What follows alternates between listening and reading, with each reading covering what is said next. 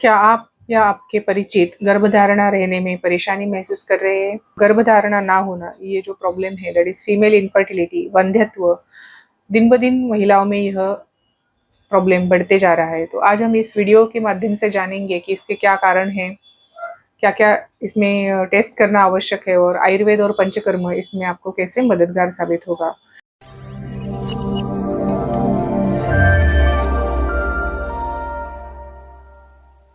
तो मैं हूँ doctor Seema Garje, practising at doctor Garje Ayurveda clinic and Panchakarma centre. महिलाओं में इनफर्टिलिटी या वंध्यत्व कब कहते हैं? तो लगातार 1 साल तक सभी प्रयासों के बावजूद भी अगर प्रेगनेंसी ना रह पाए तो उसे इनफर्टिलिटी कहा जाता है। तो इनफर्टिलिटी को हम 2 तरीके से समझते हैं, एक है प्राइमरी इनफर्टिलिटी और दूसरा है सेकेंडरी इनफर्टिलिटी। इनफर्टिलिटी ऐसा नहीं है कि ये महिलाओं की वजह से ही हो सकती है।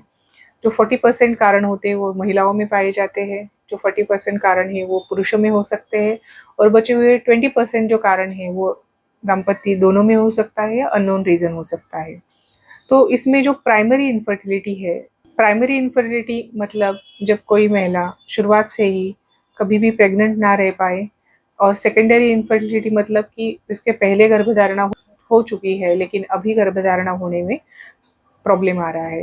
भारत में लगभग 10 से 15% जो दाम्पत्य है इस प्रॉब्लम को फेस कर रहे हैं और मोस्टली जो मेट्रो सिटीज़ है वहाँ पे ये प्रॉब्लम दिन ब दिन बढ़ते जा रहा है।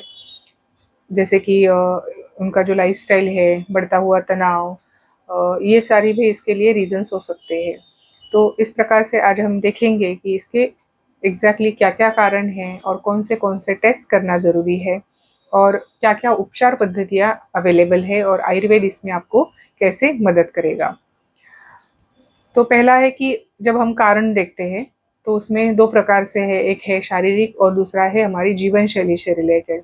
तो शारीरिक कारणों में खासतौर से महिलाओं में जैसे पीसीओडी या पीसीओएस, जिसमें ओवुलेशन प्रॉपर अगर नहीं होगा, टाइम पे नहीं होगा तो एक सिस्ट के फॉर्म में वो गांठ बनी पड़ती है और इस वजह से इनफर्टिलिटी हो सकती है। या फिर थायराइड की अगर कोई प्रॉब्लम है, हाइपरथायराइडिज्म है या हाइपोथायराइडिज्म है, hormonal imbalance that is follicle stimulating hormone LH, luteinizing hormone, prolactin level बढ़ना या फिर एस्ट्रोजन इम्बैलेंस, तो इस प्रकार से हार्मोनल इम्बैलेंस की वजह से इनफर्टिलिटी हो सकती है। फैलोपियन ट्यूब जो है, गर्भाशय की जो नली है, अगर उसमें कहीं पे ब्लॉकेजेस है तो अंडाणु और शुक्राणु का मिलन नहीं होगा और प्रेगनेंसी नहीं रह पाएगी। उसी प्रकार से अगर यूटेरस में जो गर्भाशय है अगर उसकी परत बाहरी तरफ अगर बढ़ने लगी तो जिसे एंडोमेट्रियोसिस कहा जाता है, वह एक कारण हो सकता है। गर्भाशय की संरचना जैसे कि उसमें फाइब्रॉइड होना या पॉलिप होना, उसकी वजह से गर्भधारणा होने में दिक्कत आ सकती है। तो इस प्रकार से कई सारे जो शारीरिक रिलेटेड कारण हैं गर्भधारणा में प्रॉब्लम क्रिएट कर सकते हैं। जीवन शैली से रिलेटेड अगर हम देखें तो जो आज का लाइफस्टाइल है उसमें मानसिक तनाव बहुत ज़्यादा बढ़ रहा है और आयुर्वेद में कहा है कि सोमनस्यम जन्नानाम, अगर दाम्पत्य उनका अगर मनोबल अच्छा होगा तो ही जो संतान है या प्रेगनेंसी है वो कंटिन्यू होगी और वो अच्छी होगी। मानसिक तनाव ये भी एक वन ऑफ द रीज़न है। और आजकल महिलाओं में देखा जा रहा है कि अल्कोहल कंजम्पशन या स्मोकिंग, ये हैबिट्स जो है, ये मिसकैरेजेस, रिकरेंट अबॉर्शंस, ये इसके रीजंस हो सकते हैं। लाइफस्टाइल, सेडेंटरी लाइफस्टाइल की वजह से ओबेसिटी या हार्मोनल इम्बैलेंस और उसमें आगे जाके पीसीओडी, पीसीओएस, हाइपोथायराइड जैसी जो बीमारियां है वो होती है। तो इस प्रकार से जब हम कारणों की तरफ देखते हैं तो क्या क्या इन्वेस्टिगेशन करना ज़रूरी है। तो पहला तो है कि हार्मोनल बैलेंस चेक करने के लिए आपको हार्मोन टेस्ट जैसे FSH, LH, prolactin, oestrogen, testosterone, ये हार्मोन्स लेवल देखना इम्पोर्टेंट है। पेल्विक सोनोग्राफी बेसिकली हमें करनी चाहिए जिससे जो यूटेरस है या आजू बाजू के स्ट्रक्चर्स है उनमें कहीं पे प्रॉब्लम है क्या ये देख सकते हैं। फैलोपियन ट्यूबल अगर ब्लॉकेजेस है तो उसको देखने के लिए हिस्टोसल्फिंजियोग्राफी है या फिर और डिटेल में जब कभी कोई पेशेंट में इम्पोर्टेंट होता है तो उसमें लैप्रोस्कोपी जैसी टेस्ट करना ज़रूरी होता है। ओवेरियन रिजर्वायर जैसे जिसे कहा जाता है कि किस फीमेल में कितनी ओवेरियन कैपेसिटी बची हुई है वो देखने के लिए एएमएच लेवल देखना ज़रूरी है। तो इस प्रकार से अलग अलग टेस्ट अलग अलग महिला में उनके अलग अलग रीजंस के अनुसार हो सकते हैं।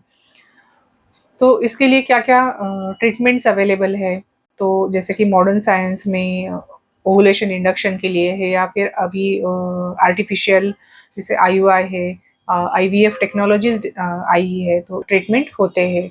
लेकिन जब हम आयुर्वेद का विचार करेंगे, तो जो भी योनि रोग आयुर्वेद में कहे गए हैं, वो वात के बिना नहीं हो सकते हैं।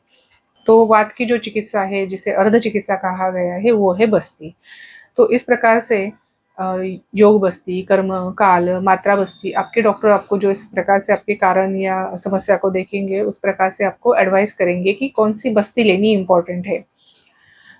या फिर दोषों का अगर इम्बैलेंस है, वात या कफ इम्बैलेंस है, तो उनको अगर ठीक करना है, या फिर हाइपोथायराइड जैसा या पीसीओडी, पीसीओएस जैसी अगर कोई दिक्कत है, तो उसमें वमन थेरेपी या विरेचन थेरेपी काम आती है।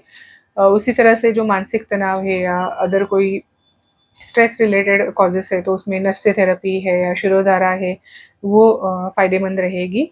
और अगर गर्भाशय की परत ही नहीं बन रही है, या फिर कहीं पे फैलोपियन ट्यूबल ब्लॉकेजेस है, या फाइब्रॉइड है, या पॉलिप है, तो इन केसेस में उत्तर बस्ती जो योनि मार्ग से दिए जाने वाला जो बस्ती है, उसे उत्तर बस्ती कहा जाता है, तो ये थेरेपी उसमें काम आती है। तो इसी के साथ कुछ आयुर्वेदिक जो दवाइयाँ हैं, ओव्यूलेशन टाइम पे हो उसके लिए, वात को कंट्रोल करने के लिए, और दोषों के अनुसार और आपकी जो प्रॉब्लम्स है उसके अनुसार दवाइयाँ दी जाती है। और उसी के साथ आहार भी उतना ही इम्पोर्टेंट है, और आपकी दिनचर्या भी उतनी ही इम्पोर्टेंट है। तो टाइम पे सोना चाहिए, दिन में सोना नहीं है, जिससे दिन में अगर सोते हैं तो कफ बढ़ेगा, पित्त बढ़ेगा, रात में जागरण करेंगे तो वात बढ़ेगा, और ये दोषों के इम्बैलेंस की वजह से फिर फर्टिलिटी रहने में प्रॉब्लम आएगा। और इसी तरह से खाने में भी पूरा संतुलित आहार होना आवश्यक है।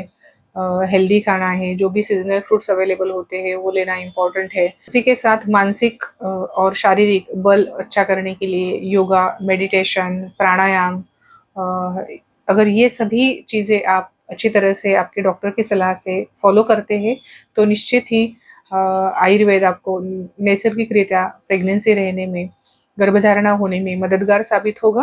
इस प्रकार से आज हमने देखा कि गर्भधारणा होने में कौन से प्रॉब्लम्स आ सकते हैं, उसके क्या-क्या कारण हैं, उसमें कौन-सी टेस्ट करना इम्पोर्टेंट है, और किस प्रकार से आयुर्वेद आपको पंचकर्म, औषधि या पथ्यापथ्य अ, इसके माध्यम से आपको इसमें हेल्पफुल होगा। तो इसी प्रकार की वीडियो देखने के लिए हमारे साथ बने रहिए। तब तक स्वस्थ रहें, हेल्दी रहें। Thank you.